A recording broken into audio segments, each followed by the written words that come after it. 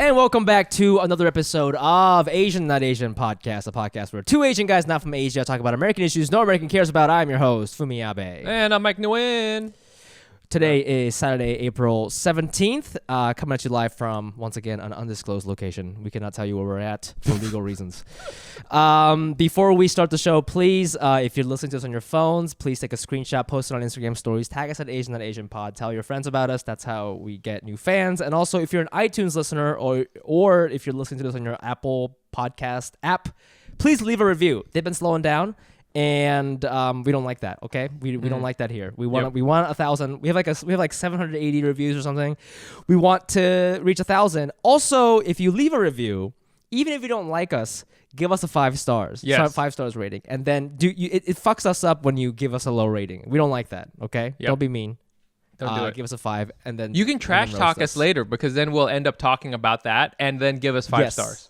That would be amazing. Before we get into the story of the week, quick shout out to our newest Patreon supporters. We're going to try to guess your ethnicity based on your last name. So if you want to get in on this, go to patreon.com/AsianNotAsianPod to hear your name on the show live. First up, we got Jacqueline Vala Rollins. Vala is like Swedish, I think. Yeah? Huh. Well, don't they have that word, Valhalla? Have you heard true. That's true. That's true. This is a tricky one. I'm gonna say this person is black. Fuck it. You know what? Just gonna throw it in there. Do you think this is interesting because like Rollins is usually spelled like Rollins, but this is like raw, like Rollins. Rollins, like the baseball. You know? Yes. You know, so this has I think this kind of has an American vibe to it. You know, that Jacqueline spelled black. Not Jacqueline. There you go. Yes. There you go. You're a proud black American, and we love you for that. Black woman, and I love it. Thank you very much. We do have a lot of black listeners, which is awesome. It's great. Then we have this person fucking cheated, and we hate when people do this, but it's not that big of a deal, I guess, because you gave us money. Tiffany E. and Joe Lee. What this person fucking did is they're married or something, and they made an account together. Okay, you know when I say, you know how married people do everything together? Yeah. Don't do Patreon together. Okay, go ahead. Yep. You can post pictures together. You can have a kid together. Yeah. You can file your taxes together, but Patreon should be separate. Patreon? No. It's in the Bible. No. But I think you know what though? I think they're going to get a divorce because I think Tiffany Yi, Chinese, Joe Lee, Korean. Okay, Korean. That's on the rocks already. That's on the rocks. That's on the rocks. That's on the rocks. It's a tricky relationship. Okay, then we have Charity Delmus. Delmus. That's a stripper name. Straight stripper name. That's rude. Well. Is it? I don't know. Yeah, that's pretty. I've never met a stripper named Charity. It's usually Chastity. Oh, good one. Okay, Charity is like. You're right. It's not. That's a little too far. I don't know.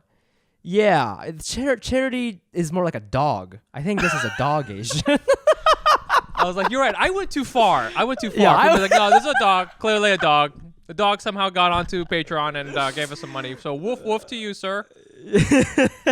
Okay, then we have Fing Lee, Phing Lee. Sounds that's probably Korean. Taiwanese. I'm gonna say Taiwanese. Taiwanese. Yeah. Okay. Do it. Then last we have N, just the letter Mysterious N. N. Mysterious That's N. That's a sweet name. You're an anime Asian. Yes, anime Asian. Anime Shouts. villain Asian. So thank you so much for donating. Again, if you want to get in this game, go to patreon.com/AsianNotAsianPod and we'll get your ethnicity on air. Purely based on your last name. I want to start here today.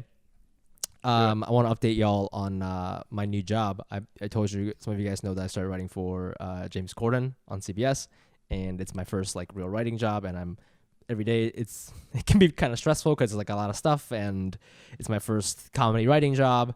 It took me like 3 to 4 weeks. Well, my 4th week was on like hiatus, so we didn't really work, but so I guess it took me like 3 weeks to get first couple jokes on the show, like mono. Yeah. And it's fucking cool as shit to like see your shit on air, have somebody else read it. You know, I think a couple episodes ago we were talking about Marx, and you were talking about how there's too much distance between the American worker and the product he's producing. Alienation. And alienation of work, right? Yes.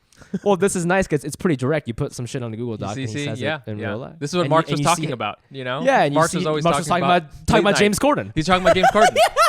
He was talking about jokes on James Corden. He's like, you know what? Back in the day, we didn't have this, and now we do. So anyway, go ahead. So it's really nice. It's a good feeling, but the reason why it took me so long to get a joke on there is because I've had to adapt to learn how to write in his voice. Yep. And the first 3 weeks, I had some like stuff in there, but I took a lot of notes on the jokes that got accepted. Yes. And I wrote down. I started writing down what kind of jokes get in. So like. I started identifying patterns. 'Cause that's what I do. I'm an analyst. I'm an analyst comedian. Yeah, Okay. yeah. So it's like his first joke is always a very quick sarcastic comment on the headline. So it's like okay, Yes. always open with a quick sarcasm, one sentence, and then like every time he talks about Biden, it's he loves the word malarkey. So it's like okay, always mention malarkey when you're talking about Biden. And it's like he doesn't like anything too mean. If you have a joke about how Biden can't speak English, like he doesn't like that, Yeah. Like so I started writing down notes and stuff, and I finally got one in. But then when I got one in, I looked at the joke and I couldn't even see myself in the joke because this is not a joke that I would ever write for myself. Yeah. And it's just so not me. And it was a conflicting emotion because on one hand, I was really excited that he was using my shit. But on the other hand, when you start with stand up and what we do on the podcast, it's very like me, Us, yeah. right? We're just constantly trying to figure out what is our voice, what is our thing. Exactly. And then like when you write for somebody else, you make this you make this creature and you're like you don't even recognize it. Here's the joke that I wrote that got in, okay?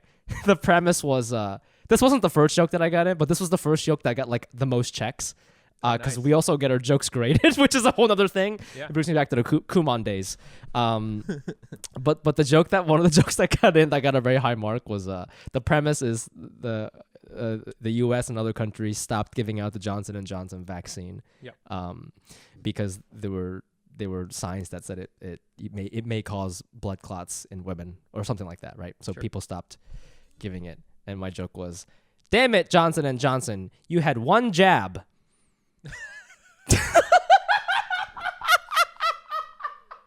That is so not what Fumi would write. That's not me, dude. This is but you know what? I'm kind of proud of you because this is you know what this is? This is a Midwestern joke.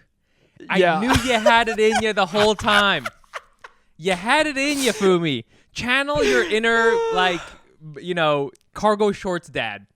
Yeah. That's the vibe I feel you could bring to the show where you should go buy some cargo shorts, start grilling, every morning and then write these jokes because that's a banger. So I wanted to ask you about it because I know for a while you were a copywriter and now you do something like it but a little bit more. And two questions I have for you is like, have you ever felt this way about your work, or maybe because it's not comedy, it's not so personal and you don't care? And what I mean by like, have you felt this way is like you make something and you're like, I don't even recognize this thing that I just made. You know, it's kind of like having a baby and you're like, is this my baby? Because this baby's dark as hell. Like what is happening right now?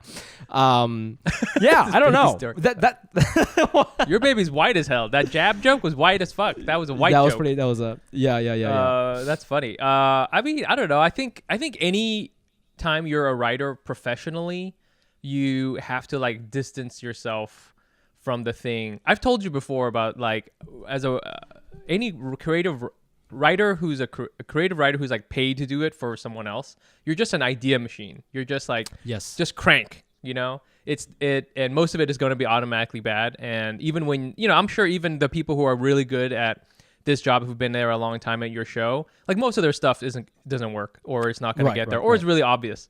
So that's really, they don't really pay you to be funny. They really pay you to grind, Yes. They just say, give me 50 jokes about this bar in Staten Island. And that's tough. That's hard to do because they just want the options. And I think that's what... They want the options, yeah. They want the options. And that's why I think so many people end up, either not wanting to do it anymore or quitting or whatever, because it sucks. It's like... It's the salt mine of creativity, where it's just like, get in there and do it. Whereas with stand-up, I feel you're grinding, but you're all the jokes you write are like precious to you in some way because this is something I want to do, right? And you're not like, you're not putting yourself under the gun of like, I want to have 50 jokes about my Asian mom. You just end up writing jokes about your Asian mom, right? Yeah, it was stand up. Even the bad jokes that don't make it, they're still my babies. You know? They're still your babies. And they're your babies. Yeah. I still think about them sometimes. Like, man, that was a funny joke, but nobody liked it. You know, like it's still funny to me that I wrote it, and I still have a good time with it in my head. Whereas, like, you're right. Like for this job, it's like I think, and everybody's. The people who are good at it can just crank out ideas, but you're right. Like they don't all get greenlit. Most of it doesn't. It's like you spend so much time on these pitches to make sure they're funny. At least I'm doing that right now, just because like I don't want to look like a fucking asshole. So like, you know, if I can't write as many ideas as somebody else, I'll at least make sure the 3 I'm submitting are very funny. But it's like even I'll spend like all night writing, you know, a parody song, a sample lyrics for a parody song, and it goes to the meeting and it gets denied, and it's like, well. It just never sees the light of day. Like it's gone forever. It just disappears. You know? Exactly. And then it's a weird feeling. And then they go do it again. Yeah. You know? Yeah, do it again, but now for the Jonas Brothers or something. Yes, it's like, exactly. Fuck, you and know, you're just like, all right. You know, so I think a creative person just needs to like distance themselves from the work. Try not to take it personally, although I end up taking a lot of things personally. And that's kind of your job too, is like if you feel, once you get you have some leverage on someone, I mean, as far as like seniority or something, you can start fighting for your shit. Like, I don't know if you see other people do that, but like, you know, you can argue like, this is a good idea. This is a really good idea. And this is a funny joke. You should do this. And this is going to like help the show, or this is going to like grow the company, or whatever the fuck you're talking about. Cause like, I think your job too, as a creative person, is to save the client from themselves. And I'm sure James is very funny. This is not like a dig on him, but like, you know, he's got his thing, and he's looking for someone who can help him like come up with new shit. Because what's the next, you know, carpool karaoke? What's the next thing? He doesn't have time to think about that, and so like he looks for the writers to do that. And you know, same thing with like you know, if you remember that really bad commercial, that Pepsi commercial with Kylie Jenner. Yes. You know, that is what happens if creative people who are there in the room who just go, yes, everyth's cool. Just go for it. Totally not going to be a problem. You know, your job is to save the client from themselves, because these people are like, I went to business school and I have a degree in marketing analytics. They are not creative people, and they don't have that kind of thing. So that's sort of what I think it is. But you're right. With that, man. Yeah, I mean, with that Pepsi commercial, it's like, you're right. The marketing company or Pepsi's probably just like, because if you're too analytical about it, it's like, oh yes, Kylie Jenner, 5 million followers. Pepsi, popular product. Police, current eventi. Yes, right. Exactly. Like, yes, that's what makes happened. Perfect sense. Right? What could possibly go wrong? I see this in my social feed all of the time. Ha ha. Everybody loves flowers. What could possibly be bad? You know, we're being completely neutral about it. Yes, exactly. Yeah. So that's where horrible things can happen. So try not to have anything like that on the show, Fumi. If don't pitch any. Okay, James, what you're gonna do is you're gonna go up to a policeman and put a flower in his gun or whatever. I don't know. James would probably be into that. I feel, you know, he could probably make it funny.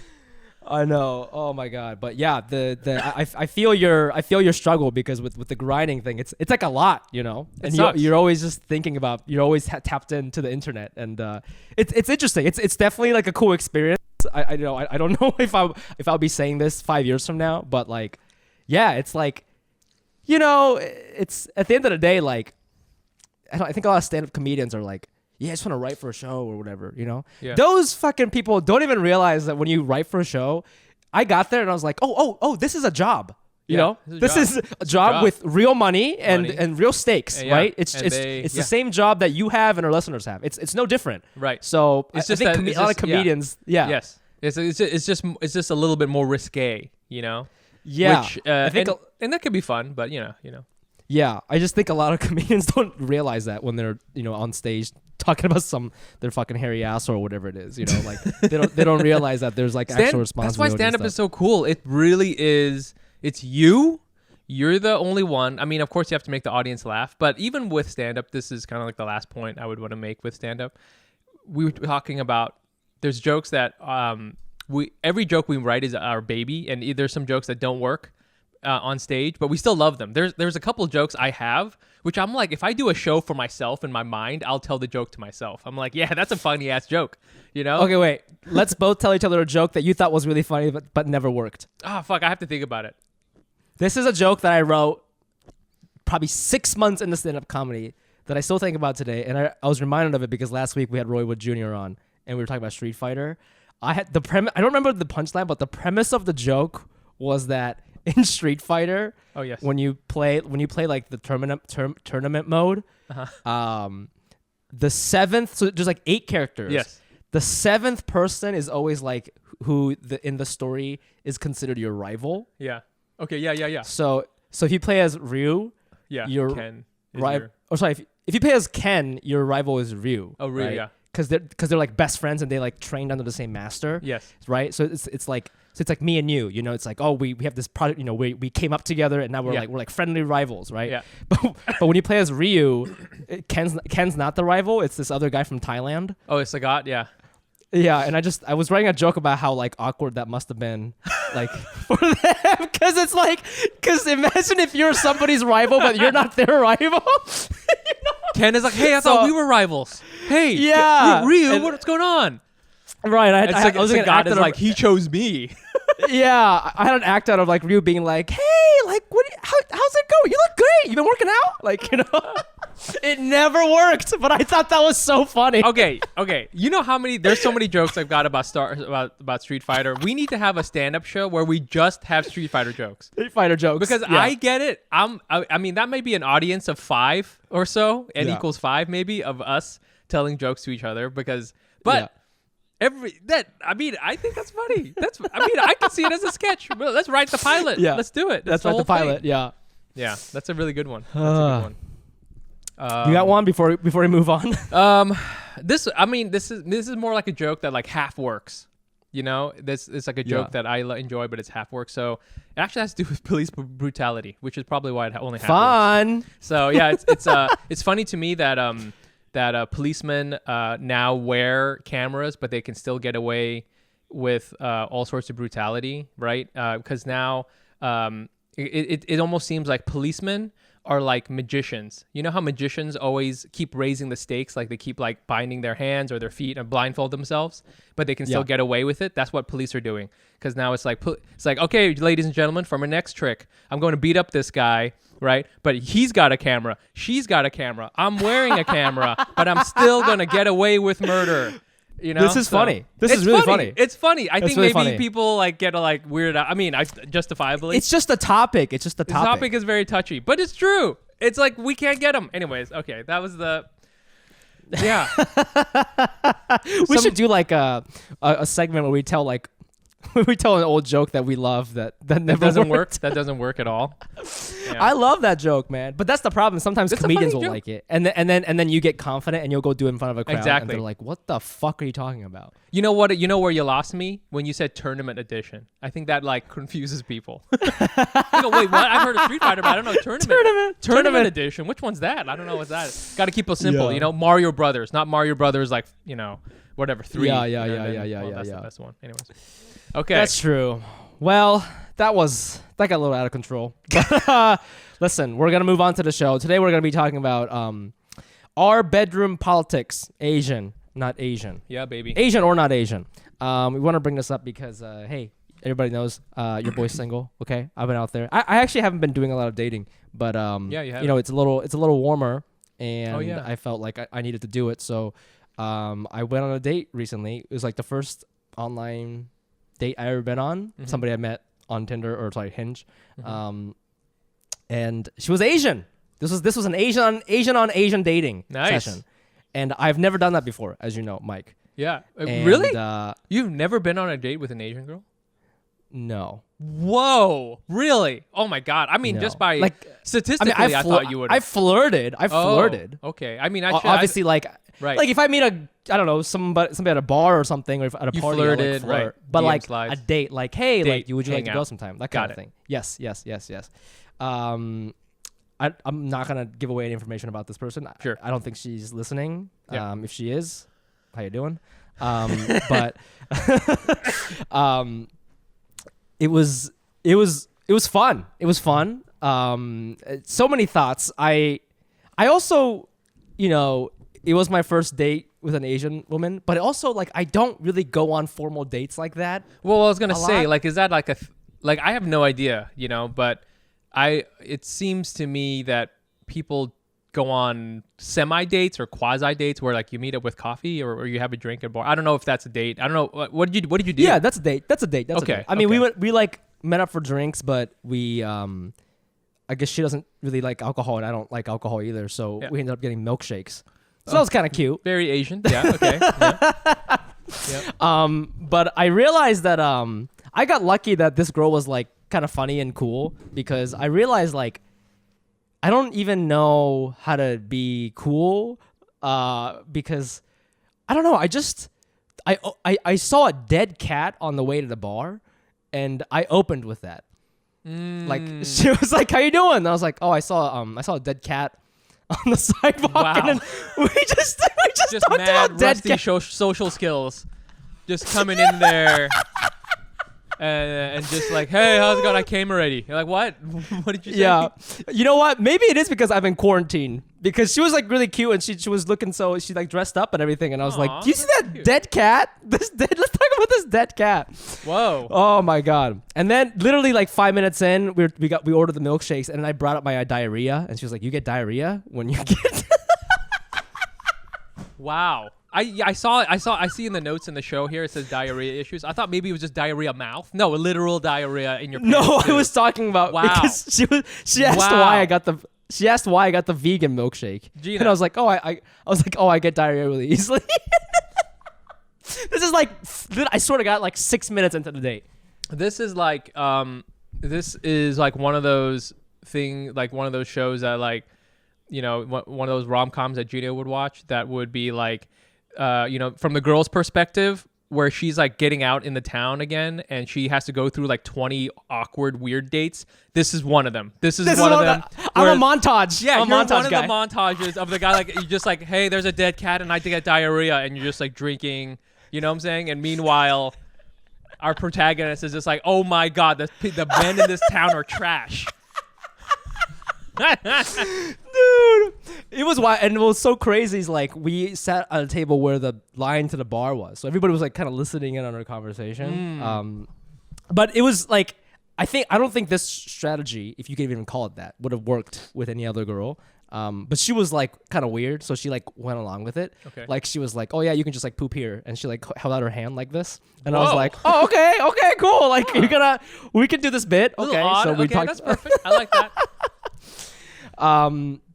But it was interesting because we were like, SJ's son, when she was on this podcast like a year ago or so, she had just broken up with her boyfriend, and she was on a mission to date a lot of Asian guys. Yes. And she was on a similar mission, except it wasn't just Asian guys. She was just like, I'm just done with white guys for a little bit. You know, she's taking a break. Sure. And I've been hearing that a lot from a lot of women of color. And I was wondering if there's like a romantic awakening happening within the Asian American community right now. Because a lot of Asian babes who you might think are dating white guys, they're not right now. You know what I mean? Word.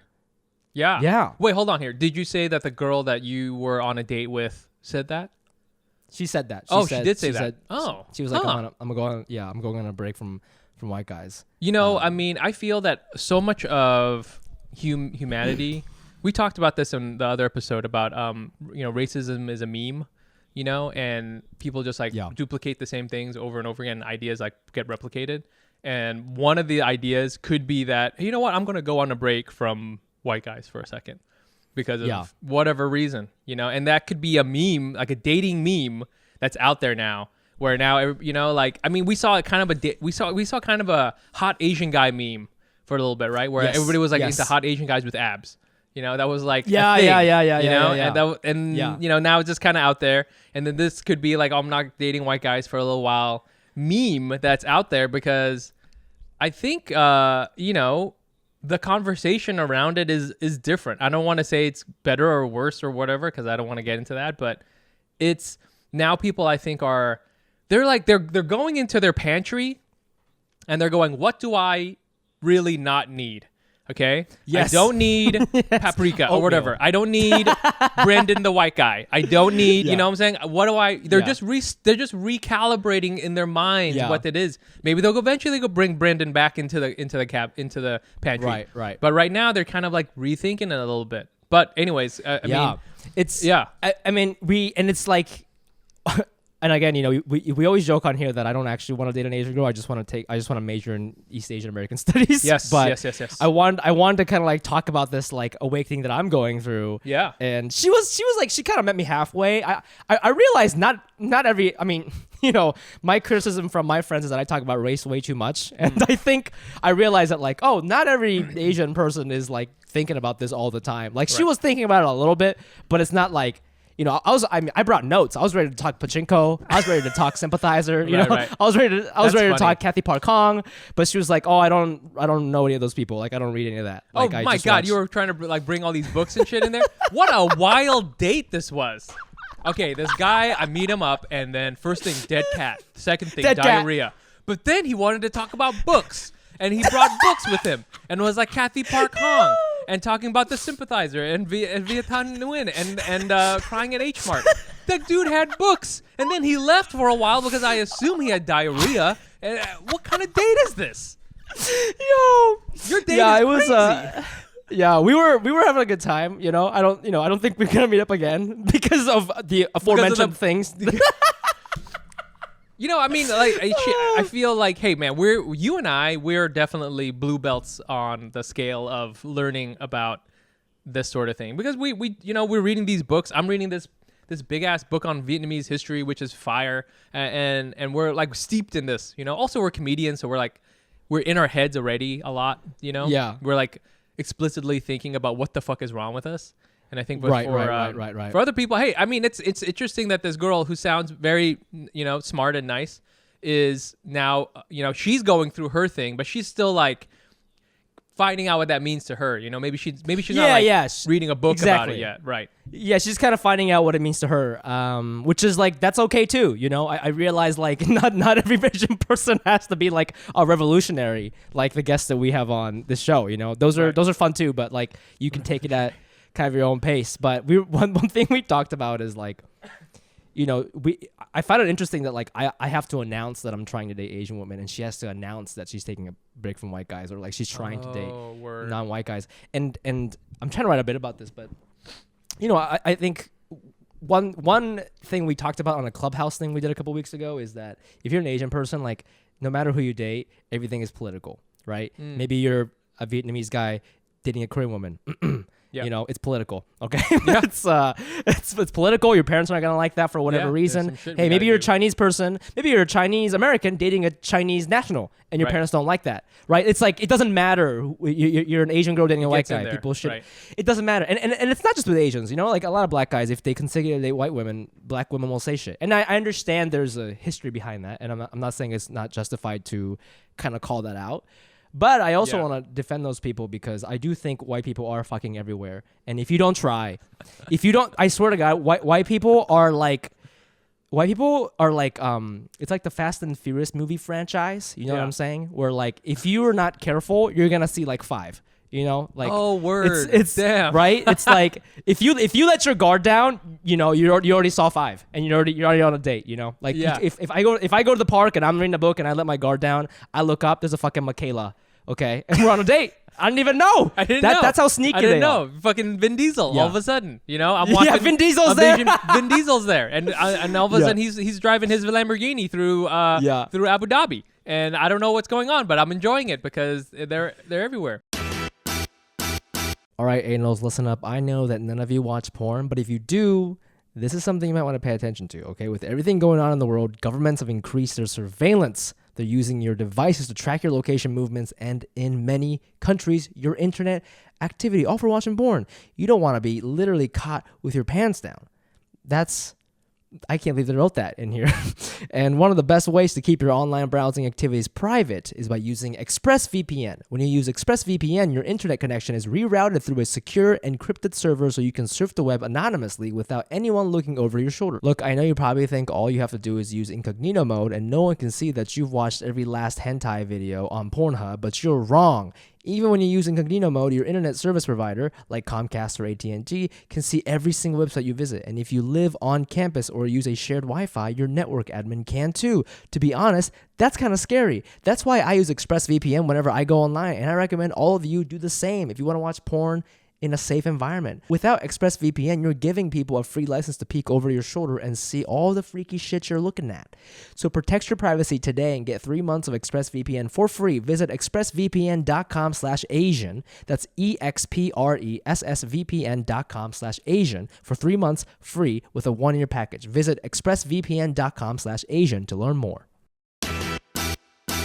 Did you know that almost 40% of the United States is people of color, but medical research is 80 to 90% white? That's crazy. Are you telling me that every time I read side effects on a bottle of pills or something like that, that is based on research only for white people, and they're not really thinking about my petite Japanese body? That's right. They're not thinking about your tiny, tiny Japanese body, okay? This has serious consequences. In drug trials conducted primarily in the United States, Asians account for less than 2% of participants, but account for 6% of the U.S. population. Listen, I'm not a scientist, but I know white people and Asian people, we have different bodies. For example, we got different earwax, and I know that makes a difference in my medication. The All of Us research program is the largest and most diverse health resource ever, and is representing all of those groups who have been left out of research in the past. People of color, seniors, rural areas, low income, LGBTQ, etc. Representation is critical to ensuring that discoveries are inclusive and beneficial across populations. Why should I sign up? They are currently providing 10,000 Fitbits at no cost to select participants. Learn about traits like lactose intolerance, earwax, bitter taste perception, cilantro preference, caffeine sensitivity. All of Us is free and you do not have to pay for your DNA results. Be part of the largest health research project ever. All eligible adults over 18 living anywhere in the United States can join. Participation is power. Join to make a difference at joinallofus.org/Asian not Asian. And I'm out the game, you know, but I only dated Asian people because that was who I was surrounded with, and it wasn't as, I mean, there was a lot of white people also, you know, but it was like just not in the circle of where I was. But it may be different, you know. Obviously, New York, there is like a little bit more of a mixture. Did you meet this person on the apps? Yeah, I met her on Hinge, and I thought she was kind of goofy, so I asked her out. And what was her bio? It wasn't. What was her bio? What made it seem that she was goofy? Well, initially I just thought she was cute, and then we started talking, and then she was like, kind of like a potty mouth, if you will. Oh, and yes. Like did not match the photos at all, and I thought that was interesting because a lot of her pictures are like her with a cute dog or something like that, and I just thought she was gonna be like a boba Asian, you know. Didn't realize she was a dead cat Asian, you know. And so she should, yeah. She needs to have instead of the airplane emoji, just a toilet emoji, you know? A toilet emoji. Come on, you know? Toilet. That's interesting. Yeah, because I was wondering, because you had mentioned before you were careful about trying to date, Sky Miles points Asians, you know, people like who have a lot of travel and who, you know, are all about, I don't know, whatever, like retiring early, you know, talking about. Yes. Yes. Yeah, I don't know. I thought it was a cool date. You know, we'll see what happens. But like, yeah, there you have it. I went on a date. I did it, folks. Okay? I did it. You did it. Are you gonna try? I mean, I feel now you should put like a listing out in like the Columbia, you know, graduate school, because I feel that's what you really want. You know, like the career net. Yeah. Yeah, filter by graduate degree requirement and say master's degree or above, and that's who you should date, because I think that's what you really want. Yeah. Well, another thing I wanted to bring up is like this is something I've been noticing, and I'm a little late to the apps because I haven't been doing it for a long time, but like a lot of people, and going back to why, you know, white people I think are kind of trying not to date white people right now. A lot of white people on these apps, they will put under hobbies or interests Black Lives Matter and or Stop Asian Hate, like under interests. And I'm sure they mean well, but I found that odd, to be honest with you. It's to me, it's like missing the mark, because it's like it's not supposed to be an interest. It's supposed to be like breathing. It's supposed to be like a part of your life, part of who you are, right? It's just supposed to be like how you live life. It's not it's not something it's not a phase, bro. You know? Yeah, it's not a phase. Yeah, right? Yeah. I think it is. I think. Go ahead. Yeah, it's just like I feel like people wear it as a badge sometimes, and some people get really passionate. Like I was talking to this one girl and I asked her about it, and she was like, "Yeah, like I'm like Someone was like, yeah, I'm almost too passionate about it, and my parents think I'm weird. Like this, I don't know. She said that, and I was like, I don't know. Like, are you flexing? Because you believe that people's lives have equal value. Exactly. Yeah, like I was trying to understand it. You know, again, I didn't go in with like a judgy comment. I was just like truly trying to understand, what do you mean by Black Lives Matter as a hobby? What the fuck? You have it next to ping pong. Please tell me what the fuck that means. Yeah, I think it is weird that it's under interest, and I think that's like the tricky thing, because interest should be photography, sailing, like riding motorcycles or whatever, right? It shouldn't be also one of these things. I feel if anything, it should be, I don't know if they have these, like a toggle that you have, you know what I'm saying, where you're like, smoking or non-smoking. You know what I'm saying? It should be one of those things where it's like more an intrinsic level of what you should do. Because I think sometimes, it's a weird thing in our world where we do have to sometimes say things out loud. The pronoun, like people put pronouns in their emails. Yes.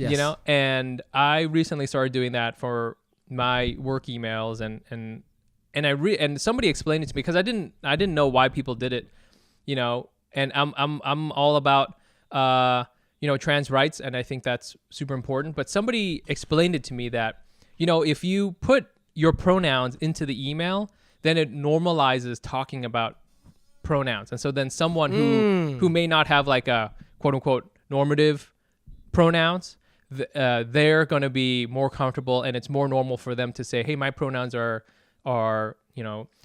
she, her, or they, them, or whatever, because then it's just normal, like normal to say what your pronouns are. And I was like, oh, okay. You know what?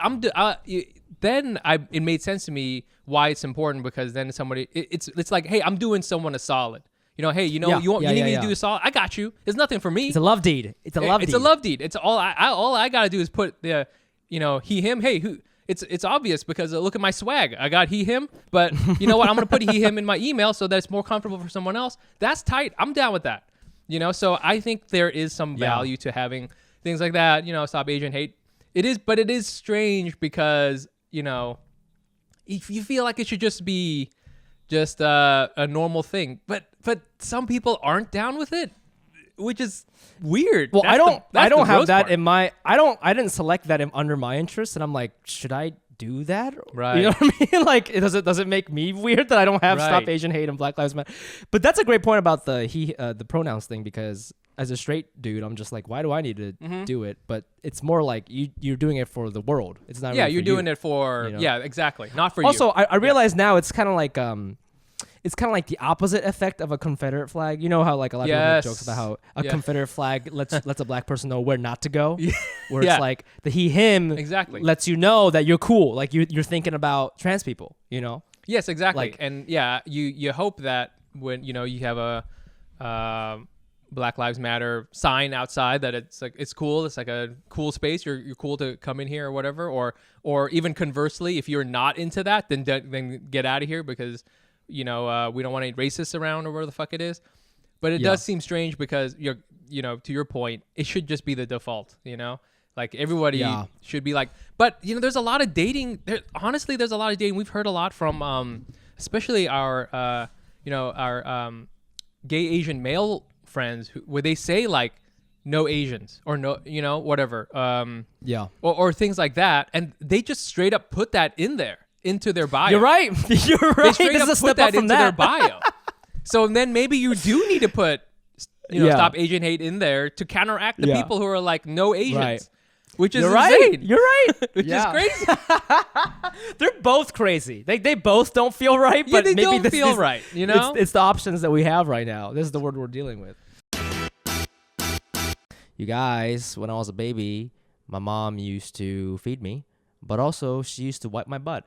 And that is why we need to return the favor to my mom specifically with the perfect gift for Mother's Day from Hello Tushy. Bring your mama into the future with the brand new Hello Tushy 3.0 modern bidet attachment. It's stylish, eco-friendly, easy to install, and will help stop flushing her retirement down the toilet in TP cost. Haha. Hello Tushy 3.0 cleans butts like a champ. But it doesn't stop there. Really? It cleans itself. Whoa. With the smart spray. That's trademarked. Automatic self-cleaning nozzle. When we say anyone can put this shit together, we mean even your parents. Yes, yours. Hello Tushy 3.0 attaches to their existing toilet with no electricity, extra plumbing, or tech support, FaceTimes, and cuts toilet paper use by 80%, so the Hello Tushy bidet pays for itself in a few months. Plus, every Hello Tushy bidet attachment comes with a 60-day risk-free guarantee and a 12-month warranty. Mom already got a Tushy on her pop, blow her away with an upgrade to the new Hello Tushy 3.0. If she's new to the revolution, have her join millions of happy Hello Tushy customers right now for a clean butt with every flush. Give the gift of clean butts. Go to hellotushy.com/ANA to get 10% off plus free shipping. This is a special offer for our listeners at hellotushy.com/ANA for 10% off. hellotushy.com/ANA. Well, speaking of awkward racial interactions, yes. Shall we move on? Yes. Shall we move on to our race news? Okay, so this one, I saw this coming because this is kind of like in our world. We're kind of like this is like our scene, I guess you could say. But I'm gonna read this from Gothamist. How Andrew Yang got caught laughing on camera at a comedian's misogynistic joke. I'm gonna read from this article. I don't necessarily agree with everything that was happening, but on Monday evening, Miles Toe, a 26-year-old comedian, and several friends were lingering outside of The Stand, a comedy club near Union Square, in hopes of getting a glimpse of Dave Chappelle, who was performing that night. Instead, he and several of his friends recognized Andrew Yang. They immediately began joking with the mayoral candidate who had come to support and watch Chappelle and actually introduce him on stage, which by the way, that was a weird thing. We'll talk about that too. And Toe asked Yang if he would be willing to be on a video with his friends and fellow comedian Lawrence Reese, who does man on the street interviews that he shares on the internet. And then if you watch the video, basically what happens is Miles does this. Asks Andrew Yang a very, what I would call a comedian question, right? It's like a very comedian question, and it has to do with, do you leave your boots on while you're having sex? That's really what it comes. That's really kind of. Yeah, he said. I mean, we can fucking say what he said on here. It's okay, fine. go for it. Do you fuck with your Timbs on? Or something is it okay to leave your Timbs on? On right. While you're fucking. Oh, that's right. He said, is it okay to leave your Timbs on while you're fucking bitches? Is what, right. Is yes. what he said. Exactly. Yes. Yes. So yes. He, Yang, hey, if you listen to the podcast, we're not like super big fans of him. We're not like necessarily ultra haters, but I'm not like jonesing for him. Although, hey, if you're listening, Andrew, please come on the show and convince me why I should vote for you. But convince me why I should keep my boots on. So this video. How did he react? So what happens is Andrew Yang kind of like has a nervous laugh, and then he goes, "Well, it's all about consent, isn't it?" Ha ha ha! Andrew Yang, and then he kind of just like leaves, right? Yeah, Yang replies, "I think it's purely up to your partner, right?" He then puts his hand on Reese's shoulder, and then I guess Reese is saying this. Excuse me. So. Then it keeps going. It gets. Yeah, he asked, and he goes. What do you mean? Because Andrew Yang doesn't know what you're talking about. He doesn't know what Timbs right? are. Yeah, I don't think. So then he clarifies, and then he goes, oh, and he kind of laughs and walks away, and then he asks another question. The comedian says, "Do you choke bitches?" Yeah, and then that's when Andrew Yang does the "Okay, cut this scene" like gesture, but he's like laughing, and that's where the video cuts. Right. And a lot of people are upset because, listen, is this, sure, I'm sure this is the thing that people say on the street sometimes. The question in itself may be funny in certain contexts. I don't know. But I think the issue is that he's running for mayor. Right? Yes, he's running for mayor. True. And like, why didn't, it's kind of like there's a kid and there's a mayor and the kid's being inappropriate. And if you're going to run for the mayor of New York fucking city, or state, sorry, he should have at the very least been like, that's not funny. I don't want to participate in this. But instead, he just kind of laughed like as if, the video kind of reminded me. I have mixed feelings about it because like, yeah, he's a mayor. He shouldn't be doing stuff like that. And he really should have condoned it because politicians, you got to watch your image. But at the same time, this is who Andrew Yang is, right? Like, I mean, like I saw this video and I swear to God, like, I don't know if you had 18-year-old Fumi, if you put me in a situation, I probably would have reacted the same way. I probably would have been like, whoa, what the hell is this? And kind of like laughing to kind of keep the peace, you know, like just kind of going along with it because I don't agree, but I don't necessarily disagree. I don't know who these people are. I'm just laughing because everybody's laughing, like just kind of letting it go. And I truly feel like if you can go back in time, if you had a science experiment, you can go back in time and you replaced Andrew Yang with 100 regular Asian guys, straight Asian guys. I feel like 80 of them would react the exact same way. I mean, and I feel maybe that's why he's so popular because people see themselves in him. That's a good point. I think you absolutely hit it on the head. This interaction is everything, which is why people like and also don't like about Andrew Yang, is that he is not polished as a as a dude. He's not like coming in there and going, hello there, yes, please give me your scripted joke that I have pre-approved and I will give you appropriate laughter, ha ha ha ha ha. This is a very real interaction. I think he's not laughing because he's totally cool and jiving with all these comedians. I mean, he's like nervously laughing, haha. Like this is he's nervously laughing. This is an awkward situation. He's just trying to be nice, and he's leaving. He's leaving. I get it. So it's very real, and that's all. But that's sort of the thing too, is that this unpolished, this non-polished that he has is also kind of showing us that he's so inexperienced. He'll just walk into something like this. I feel you and I know not to walk into something like this. I'm like, a whole bunch of random people want to ask me questions. No, thank you. Right.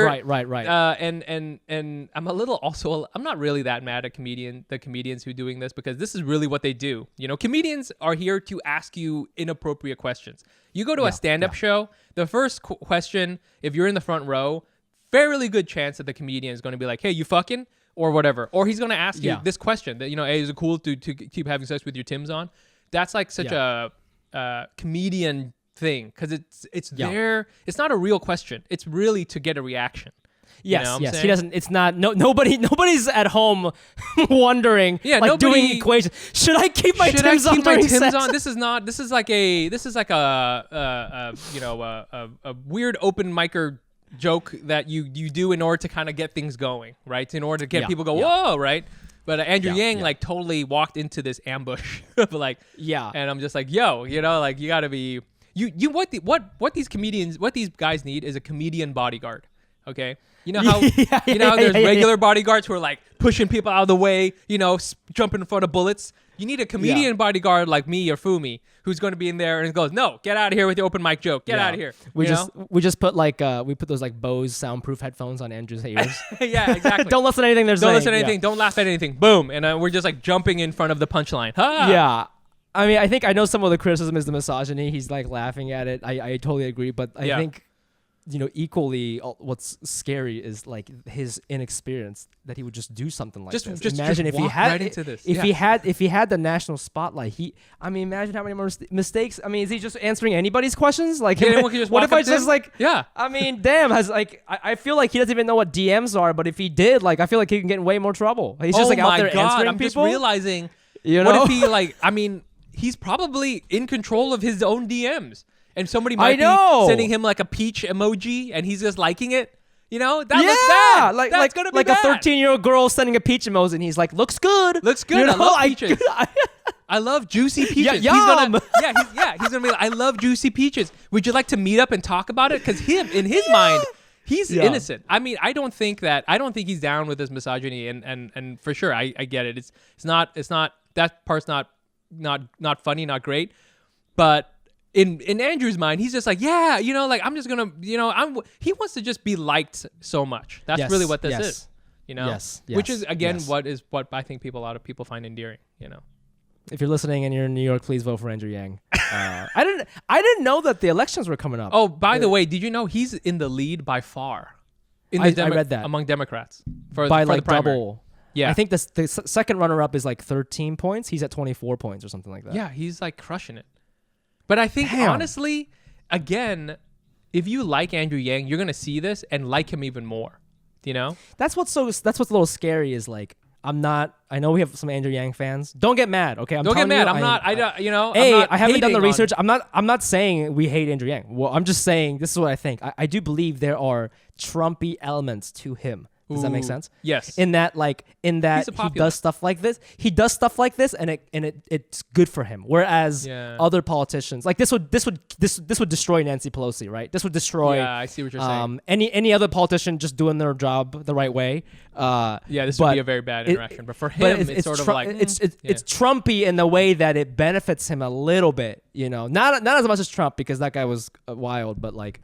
Yeah, like if you saw, I don't know, if you saw a video of Andrew Yang like rapping at a karaoke and accidentally drops the N-word, I feel like maybe my God, for sure he would do that. He would do that. You know what I mean? Yeah, you know he would be rapping completely out of time. You know, and the only word he actually gets is the N-word. Yeah, the song is over and he's just saying it. But people are like, "Yo, man, that's exactly what me and my boys do." I feel like some people would like that, and that's what's so scary to me about Andrew Yang. Is this aspect. I get it. You know, because again, he's just him. You know, you don't feel like he's like hiding anything, which is, you know, sometimes that's a bad thing. Sometimes you need to hide some shit, but he doesn't feel. You feel like you're getting the full Andrew Yang experience. Yeah. Every time he's out there, every interaction he has is just like no filter. Andrew Yang just out there, just saying stuff. No weird things happening. So, anyways, if you're if you guys know him, please tell him to come on the pod so he can explain himself. And we should have him do a whole episode about this. Explain yourself, Andrew Yang, and convince me why I should vote for you. That was our episode, Anals. Thank you so much for listening. Let us know what you thought about this Andrew Yang fiasco, or maybe it was a celebration if you're a fan. You know, who knows? I'm not judging. You can be. I don't give a shit. But listen, we love hearing from you, so please add us on Instagram at Asian.AsianPod. We're also on there at the Fumi Abe. That's TheFumiAbe. And you can catch me on Instagram at Nice Pants Bro. Please check out our Zoom stand-up comedy show that we'll be doing. It's every other week. The next one's going to be 30th, and the one after that is May 14th. And join our Patreon. We do these monthly hangs where we just kind of shoot the shit and get to know our fans. So if you like us, please go to patreon.com/Asian.AsianPod and give us your money. Asian Comedy Festival. You can get tickets for that by going to asiancomedyfest.com. It's going to be a streaming thing, so there is going to be some live elements to it, but tickets are a little tricky to get, but you can definitely get streaming tickets by going to asiancomedyfest.com. Yeah, check that out. We'll both be there doing stand-up. Yeah. All right, I think that's it. Anals, this was fun. Just the boys today. We hope you're well. And next week, we'll be back with another guest. So we'll see you guys later. Bye. Bye.